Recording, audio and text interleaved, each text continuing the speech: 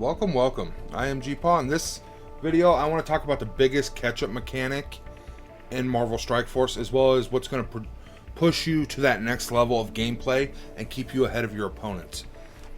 Now, the more people that see this, the more competitive it'll be, and I'm sure a lot of other people have said this as well, but the biggest thing you can do in this game for a catch-up mechanic is every time in raids, you want to be buying Baron Zemo and Icarus. Icarus is a big thing. He's going to help you catch up big time. I buy Cloak as a personal thought for my, once I unlock him, I'll quit buying him and I'll just get him from orbs. But you want Icarus till he's unlocked at 100 shards, and you're going to get Cersei from your premium orbs right here, as well as Icarus too. Possible drop. So we're going to go to Center Pillar. We're going to look at the most common drops. 15 shards of one of the listed characters. And there's quite a few characters. As you can see, there's a ton of minions, which makes 0 sense.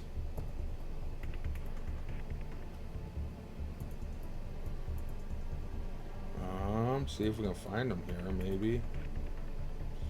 Cersei, Icarus at a 2% drop, which is nice. That's actually and you have a better chance of getting them.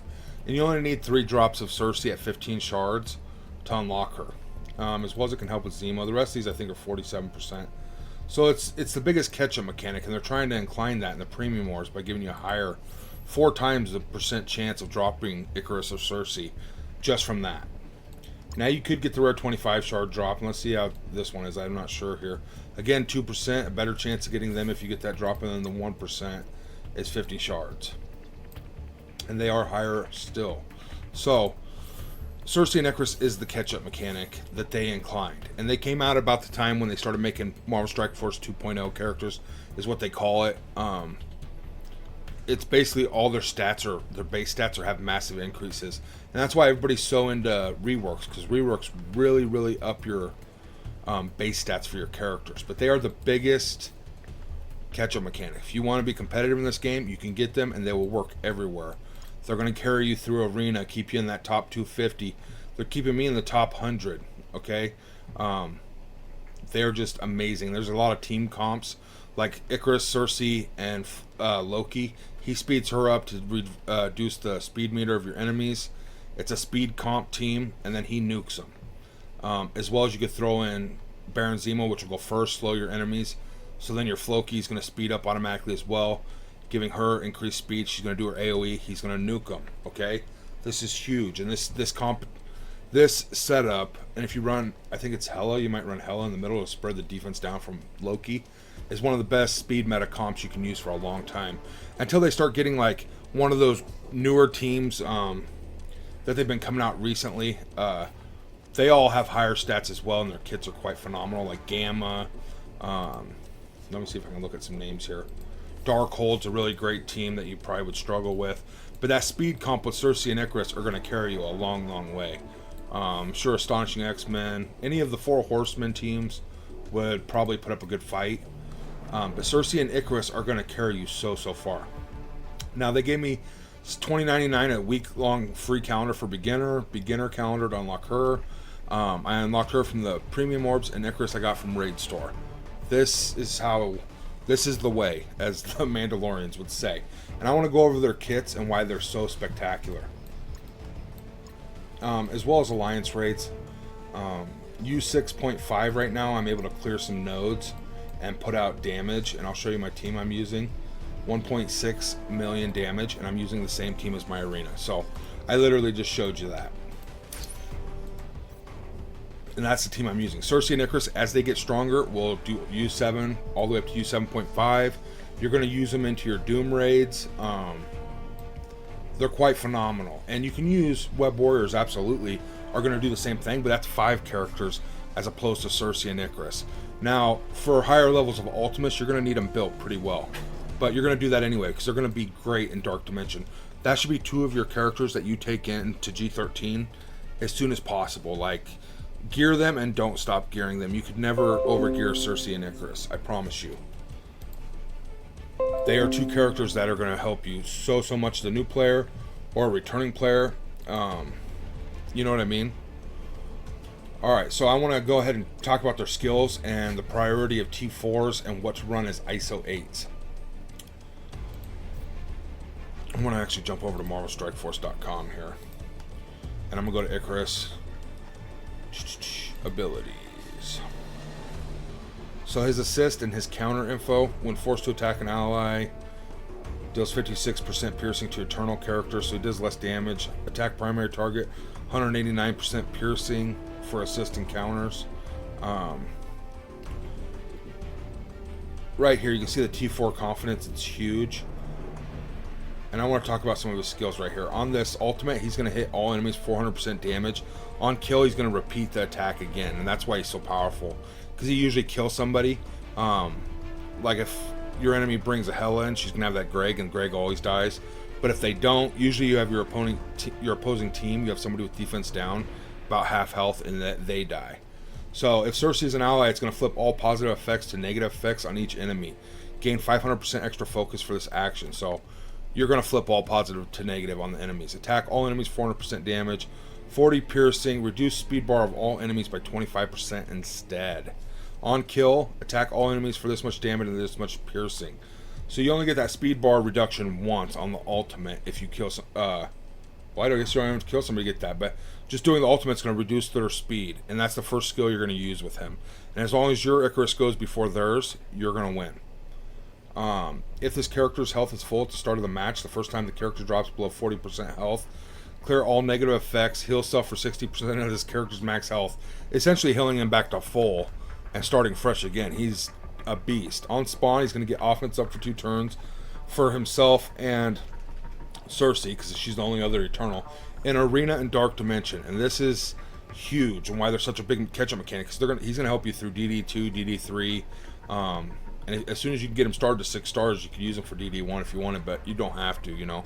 You'll probably have some other characters at 6 stars with enough gear to get through Dark Dimension 1. Instead, apply offense up for 2 turns and to self and all allies in the Arena and Dark Dimension. So, in Arena, that's why they're so good in Arena, and they're going to keep you in that top 250, is they're giving it to everybody on the team. As well as in Dark Dimension, you're always going to have offense up.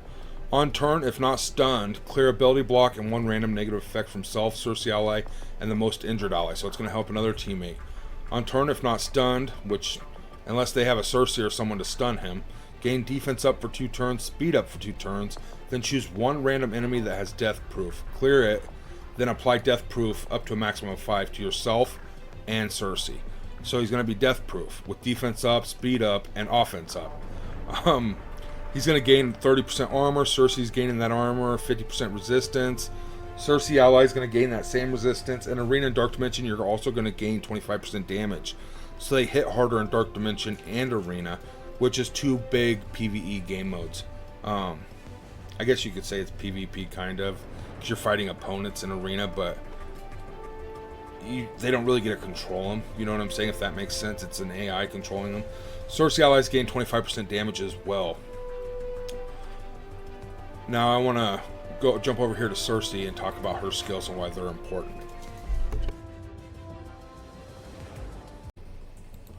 Alright, so I'm going to jump over here to Cersei. Boom. And her abilities. Oopsie. Alright. So right here is her big one. And you're going to open up with this attack. Clear 3 negative effects from self and all allies. So she's cleansing everybody if they have negative effects for some reason. Which if you're going first in Arena, they shouldn't. In Arena and Dark Dimension, instead flip the negative effects into positive effects. So all them negatives that you might have are going to be positives for you now. Attack all enemies for 450% damage. I think her damage stat's lower than Icarus, though, I want to say. If Icarus is an ally, reduce the speed bar for all enemies by 25%. So you're going to use... I'm pretty sure you use this first, and then you use Icarus's big boomer. And that reducing the speed bar on enemies, either way, you're going to get half their speed bar gone. They're not going to get a turn most times. You're going to apply speed up for 2 turns and 2 regeneration to self and Icarus. In Arena, you're going to generate 2 ability energy for yourself and Icarus ally. So this is going to start off at 2 again. When it comes around to your turn, you're going to be at 3 out of 4, so you're only going to have to wait 1 more turn. Apply taunt for 2 turns to the enemy support with the lowest speed, which is huge. Because it's going to target out and single out an enemy support character that's buffing, debuffing, and or healing. Taking out those Cosmos and stuff like that. It's quite powerful. And I want to talk about the passive here. If this character's health is full, which it will be, the first time this character drops below 40, essentially healing her to full. On spawn, she's going to apply defense to herself and eternal allies. In arena, she's going to apply defense up for 2 turns to everyone. Which, that's where the big thing is arena and Dark Dimension. Now, obviously, if you're using them in war, it's better for just her and Icarus, but that's fine, you know what I mean? Arena and Dark Dimension is where these two are going to dominate, as well as they're going to do great in raids. On turn, if not stunned, gain defense up for 2 turns, speed up. It's the same as Icarus, and they're doing this for each other. Now, on turn, if Icarus is an ally, he'll suffer 15% of this character's max health every turn. So that's huge, okay? Again, gaining 30% max health. Icarus gets the same. The focus. Icarus gives you the resistance and I think it's the damage up. Might be the armor up. But in Arena or Dark Dimension, you're going to gain 25% damage. Icarus allies are going to gain 25% damage. So I think together they stack, right? That's 50% damage increase for the both of them, which is just huge if I understand it right. Now I want to go ahead and check these down to number 4, 664, and we'll see which order you should go in for T4s as a priority. Obviously, I would go with all of them because I just talked about the big hitters, but on the primary, it's only 70% damage increase, and she's already doing so much damage. I mean, obviously get it once you can, but it's not a priority. 25% damage for called allies. Call 2 random allies to attack the primary target, and she's going to stun them. Barrier self, so 10% of this character's max health as barrier for self and Icarus. In arena, barrier all other allies for 20%, so it'll be 30% instead of 20. This is huge. In arena, 10% of this character's max health is barrier. Yeah. All right, so you're gonna want this more than the basic. I want to look at this next one here. 100% damage, that's huge. The speed up for 2 turns is huge, and the ability energy is huge. This is going to take priority. Your ultimate is going to be the first one, if not your passive. 10% max health. So yes, I'm going to say the ultimate, then the passive, then the special, then the basic. And this basic would come after you invest in Icarus. But for Cersei, you're going to want to definitely go her ultimate, then the passive, then her special. Her special's right here, my bad. Because it's only 25% more damage for the called ally. And this extra health is nice as barrier, but it's not going to be game breaking as opposed to the ultimate and passive. And this 70% primary damage is the last one you should focus for Cersei. I do want to jump back over to Icarus and talk about his real quick as well. So his abilities, and I want to drop him down to 664. And that's why MarvelStrikeForce.com is so nice, is you can do this. Whereas if you look in game, I can't even find where it shows how many turn cooldown or how many turns it takes to fill up to use again. You know what I mean? So it's quite huge. Starting off on the passive, it's more armor. So he gives armor, she gives health. He gives resistance, Cersei gives focus. And then they each give damage up to each other. So 10% armor for self and Cersei allies. 25% resistance for self and Cersei allies. So that resistance and armor is huge. I don't think it's going to take priority though. 100% damage on all attacks, going from 300% to 400. If Cersei is an ally, flip all positive effects to negative effects on each enemy, which is huge. This is probably going to take priority simply because you want that extra 100% damage, because if he kills someone, he gets to do it again, making that essentially a 200% damage up. You know what I mean? 80% damage to primary and secondary targets, 60% piercing on all bonus attacks. Always gain assist from a random ally. So this is huge on his special, because he's going to attack and then he might get a bonus attack on target block. Bonus attack primary or adjacent targets, maximum of 2 bonus attacks. I don't know if the targets can block, that's weird. But on his basic, he attacks once and then he bonus attacks. And then if you run him as striker, he's going to do it 3 times against a vulnerable enemy. But 60% piercing to primary target. If Cersei's an ally, bonus attack 2 times. So he's actually going to hit him 3 times. And then if it's ISO 8, he's going to hit him 4. So my recommendations would obviously be his ultimate. Ultimate. I'm going to say passive, special, and then basic. In my personal opinion, which is the exact same as Cersei. And these two are just insanely powerful. Cosmic, Mystic, multiple tags. So you can use them in a Cosmic or a Mystic lane, depending on where it is in raids, or, you know what I mean? They're just phenomenal. Gear and stats. So for ISO, the ISO confidence was for Striker, and it's like 97%. And how I find that, I'll actually pull it up here and show you guys, and then I'll show Cersei.